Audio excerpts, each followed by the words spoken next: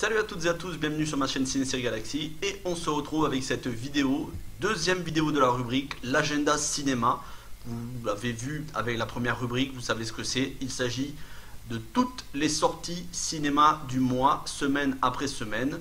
Je vous commente juste après le générique en voix off les films qui sortent avec l'affiche du film et quelques informations sur le synopsis et les acteurs. Là, c'est les sorties du mois de janvier. Il y en a une petite quinzaine. Il n'y a pas énormément de gros films attendus, mis à part Bad Boys 3 qui sera le film du mois de janvier, le blockbuster du mois de janvier. Mais on retrouve pas mal de petits films indépendants, des petits films d'auteur, des comédies, tant françaises qu'américaines. Donc au final un programme très varié, il y en aura pour tout le monde, pour ceux qui aiment les films d'auteur, pour ceux qui aiment les blockbusters, les films fantastiques, les films d'action, les polars. Bref, je vous dis tout sur les sorties cinéma du mois de janvier, juste après le générique, en voix off. Regardez-moi ce foutoir, c'est un carnage. J'étais pas tout seul. Vous avez descendu personne. Oui, c'est vrai, j'en ai descendu quelques-uns. Ouais. Et on commence ce mois de janvier avec la sortie de 4 films le 1er janvier 2020. L'art du mensonge, Les Vétos, Les filles du docteur Marsh et Manhattan Lockdown. Alors pour ce qui est de l'art du mensonge, un film américain avec Ian McKellen et Helen Mirren, eh bien il s'agit pour Ian McKellen qui fait un arnaqueur, un manipulateur, de séduire, de manipuler Helen Mirren qui est une veuve, mais apparemment les choses vont se compliquer et elle n'est pas celle qu'elle prétend être, ou en tout cas elle n'est pas celle qu'elle laisse paraître. Et donc on va avoir une espèce de jeu de dupes entre les deux, avec des retournements de situation, chacun voulant manipuler l'autre. Ça a l'air d'être un film très intéressant. C'est réalisé par Bill Condon qui d'habitude réalise de gros films. Il a réalisé l'adaptation live action de La Belle et la Bête, mais pas seulement.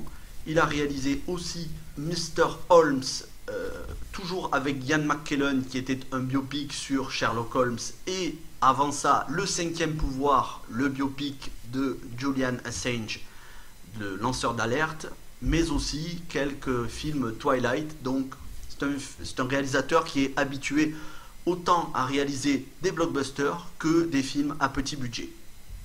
Pour ce qui est du deuxième film de ce mois-ci, donc, il s'agit du film français Les Vétos.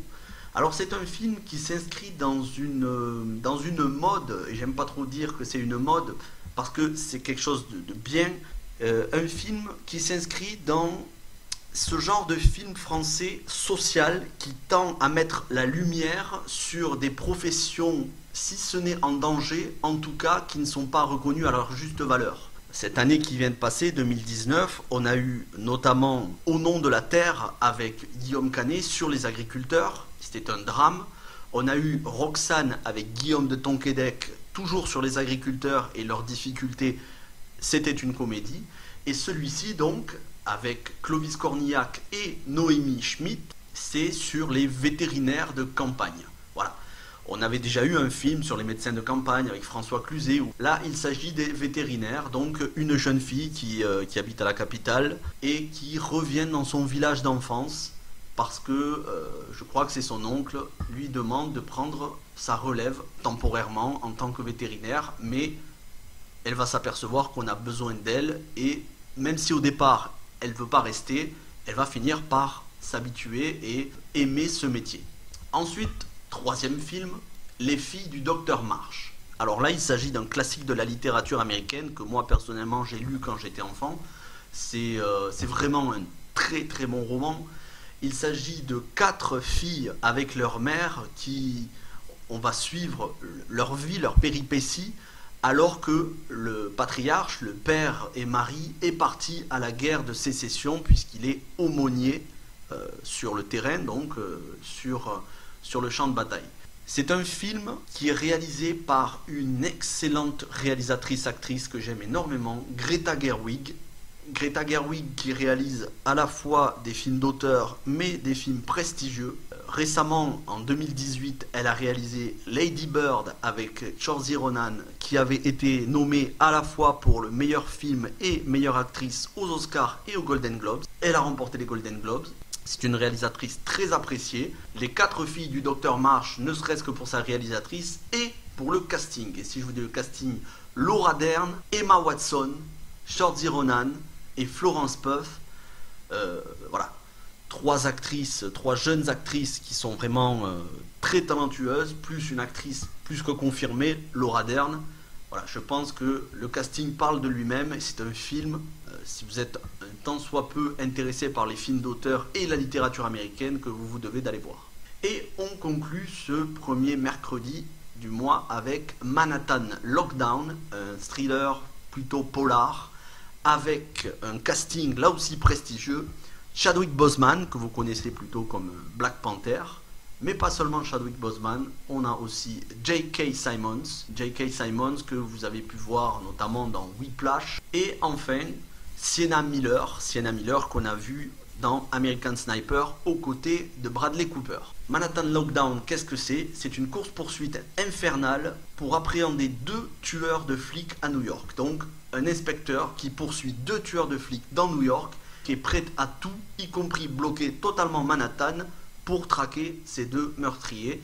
Un premier mercredi du mois où il n'y a pas de sortie majeure, mais où il y a des films intéressants. On continue, alors là c'est beaucoup plus maigre, on n'a que deux films, Soul et Underwater. Soul, il s'agit d'une comédie dramatique avec Chantal Lobby et Camille Chamou, où Chantal Lobby essaye de renouer, d'apprendre à connaître son petit-fils, qui est né de l'union entre son fils à elle, qui est décédé, et sa belle-fille, qu'elle ne connaît presque pas. Voilà, donc ça va être un film sûrement familial avec un joli message. Le deuxième film, c'est Underwater, film de science-fiction, alors à la fois science-fiction et thriller, où on retrouve un casting là aussi de luxe, Kristen Stewart, T.J. Miller et Jessica Henwick. Jessica Henwick, que vous avez pu voir, elle faisait une des 4 filles d'Oberyn Martell dans Game of Thrones. T.J. Miller, vous le connaissez pour Deadpool, c'est un acteur comique.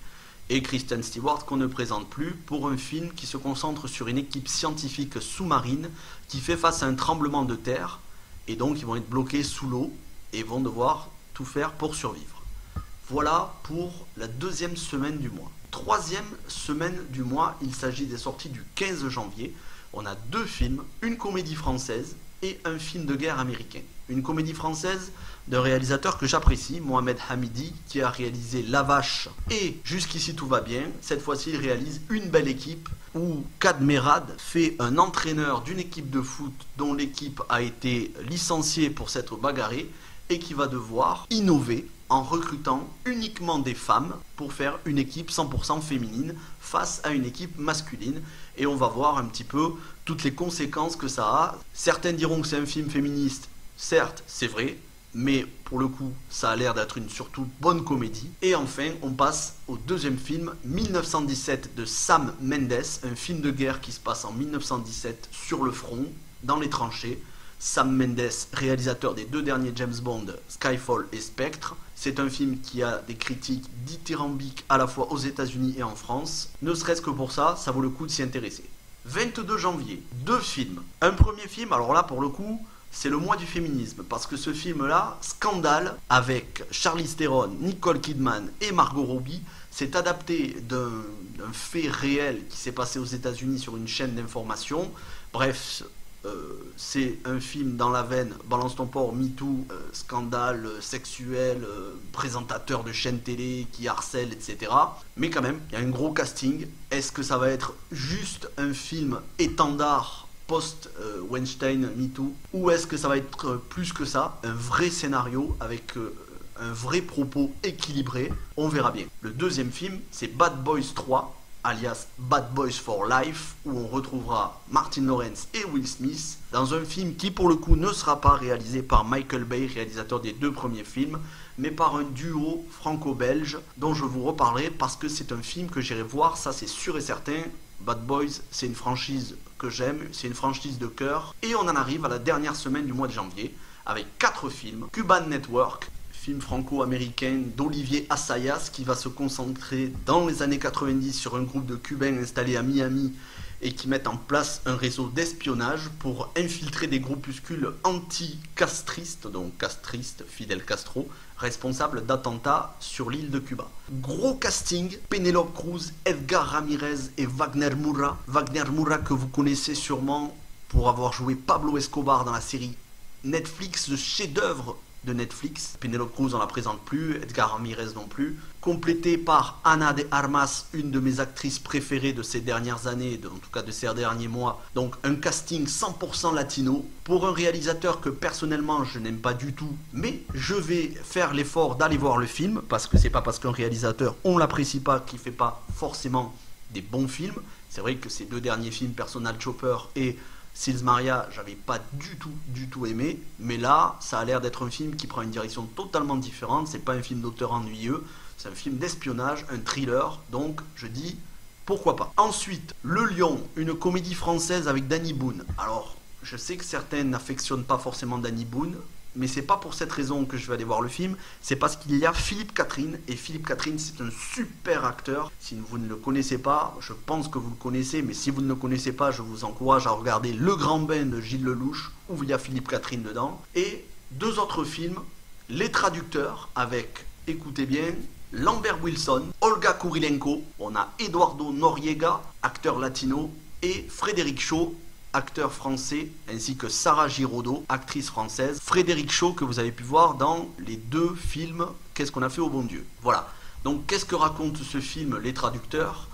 Eh bien, c'est un groupe qui est isolé dans une luxueuse demeure sans contact possible avec l'extérieur, qui sont rassemblés pour traduire le dernier tome d'un auteur à succès, mais 10 pages de ce tome sont publiées par un pirate sur internet qui menace de dévoiler la suite, autrement dit de spoiler, si on ne lui verse pas une rançon.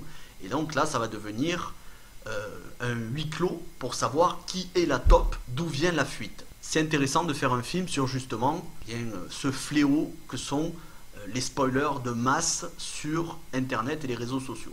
Dernier film du mois, La Voix de la Justice. Il s'agit d'un biopic, un biopic avec gros acteurs, Michael B. Jordan. Alors Michael B. Jordan, c'est Creed. Il y a Brie Larson qui complète le scénario, donc Captain Marvel, on ne la présente plus. Qu'est-ce que c'est que ce film? Eh bien c'est un combat historique d'un jeune avocat pour défendre condamné à mort qui apparemment est victime d'une erreur judiciaire, mais au relent de racisme et de corruption dans le système judiciaire américain. C'est une histoire vraie et c'est réalisé par un réalisateur que j'aime aussi, que j'apprécie, Daniel Destin Cretton, qui avait réalisé avec Brie Larson States of Grace et qui réalisera prochainement un film Marvel, Shang-Chi et la légende des 10 anneaux. Mais bref, c'est un réalisateur qui sait autant diriger des films d'auteur que des blockbusters. Voilà pour ce mois de janvier, j'espère qu'il y a des films qui vous intéresseront. Parmi tous ces films, j'irai en voir la plupart et je vous ferai la critique sur la chaîne. Juste avant de vous dire à très bientôt, je vous dis, n'oubliez pas de lâcher un pouce bleu, de vous abonner à la chaîne, d'activer les notifications, de partager la vidéo sur les réseaux sociaux et de me retrouver sur Twitter. Passez une bonne journée, une bonne soirée. Merci d'avoir pris le temps de regarder cette vidéo. À bientôt.